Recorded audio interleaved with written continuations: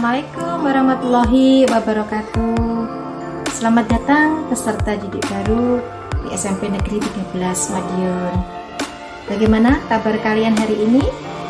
Semoga semuanya dalam keadaan sehat dan selalu happy. Jangan lupa semangat ya. Walaupun kita sekarang masih dalam pandemi COVID-19 dan tidak bisa melakukan kegiatan ini secara tatap muka langsung, namun jangan sampai menyurutkan semangat kalian ya dalam mengikuti kegiatan MPLS. Tetap melalui kegiatan online kalian tetap bisa mengenal lingkungan sekolahmu yang baru ya, dan tentunya sambil menunggu berita terbaru dan harapan atau doa kita semoga COVID-19 segera berakhir dan kita bisa melaksanakan kegiatan kembali secara normal. Baik, sebelumnya saya akan perkenalkan diri.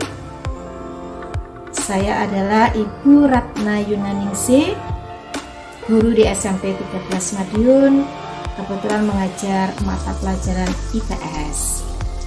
Nah, pada kali ini pada kegiatan MPLS saya mendapat tugas untuk memberikan materi tentang cara belajar yang efektif. Untuk itu anak-anak, kalian bisa menyimak dengan baik, dengan tertib, dan jangan lupa nanti di akhir dari video ini atau pemberian materi ini akan ada kuis yang harus kalian kerjakan. Oke, kita mulai saja ya pembelajaran materi kita hari ini. Silahkan untuk disimak. Sebelumnya ada baiknya kita pelajari dulu pengertian dari kata belajar dan juga apa itu pengertian dari belajar yang efektif. Ya, untuk pengertian belajar adalah usaha untuk memperoleh pengetahuan, sikap dan keterampilan hidup. Belajar juga dapat diartikan sebuah proses untuk perubahan tingkah laku dari tidak tahu menjadi tahu, dari kurang terampil melakukan sesuatu menjadi terampil, dan tadinya tidak bisa menjadi bisa. Sedangkan pengertian dari belajar efektif itu adalah cara belajar yang teratur, tuntas, secara berkesinambungan dan produktif, yakni dapat menyelesaikan kepandaian pengetahuan, keterampilan, kemudian pembentukan sikap, mental dan intelektual yang baik, serta bertanggung jawab. Nah, agar belajar menjadi efektif, ada beberapa hal yang perlu dipersiapkan. Yang pertama, tumbuhkan motivasi untuk belajar. Pengertian dari motivasi adalah kehendak yang mendorong seseorang untuk melakukan sesuatu guna mencapai tujuan tertentu. Motivasi dapat tumbuh karena pengaruh dari orang lain dan lingkungan atau dari dorongan dan kesadaran diri sendiri. Nah, jika siswa sudah memiliki motivasi, maka akan sangat mudah bagi dia untuk melakukan kegiatan belajar. Tinggi rendahnya kemauan siswa untuk belajar sangat tergantung dari jenis motivatornya.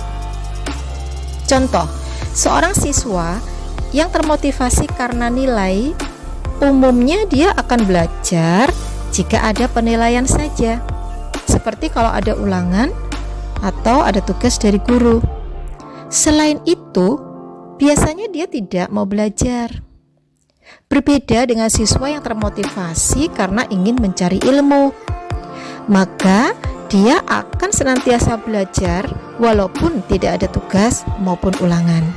Jadi anak-anak, jadikanlah perilaku belajar itu adalah bukan paksaan atau dorongan dari luar, namun buatlah belajar itu yang menyenangkan, belajar yang nyenengin sehingga bikin nagih.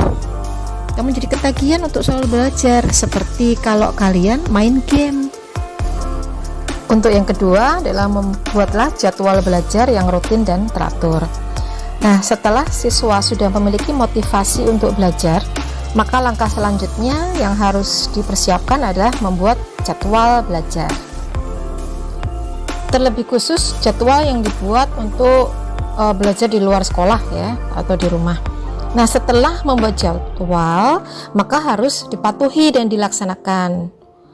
Belajar sedikit-sedikit tetapi sering jauh lebih efektif daripada belajar banyak tetapi tidak sering atau jarang. Kemudian yang ketiga, siapkan fasilitas belajar seperti alat tulis, buku-buku, sumber belajar, dan akses internet yang mungkin yang diperlukan. Dan jangan lupa setelah selesai belajar, maka alat-alat itu dikembalikan ke tempat semula sehingga mudah untuk mencari. Kemudian yang keempat adalah jaga stamina, baik fisik, jasmani maupun psikis ya, atau rohani, dengan cara makan minum yang cukup dan teratur, istirahat yang cukup dan teratur, juga olahraga yang teratur, agar dalam badan yang bugar, pikiran yang segar akan menunjang untuk bisa belajar efektif. Dan tentunya tidak kalah pentingnya adalah berdoa sebelum memulai kegiatan dan mengakhiri kegiatan belajar. Cara belajar yang efektif. Yang pertama, siapkan pelajaran dengan baik. Kedua, menyimak penjelasan guru dengan baik dan penuh konsentrasi. Ketiga, mencatat hal-hal penting dari penjelasan guru. Keempat, aktif bertanya kepada guru dan teman-teman tentang penjelasan atau materi yang belum dipahami. Dan yang kelima, rajin mengerjakan tugas yang diberikan dan mengumpulkan tugas dengan tepat waktu. Demikianlah materi kita hari ini tentang cara belajar yang efektif.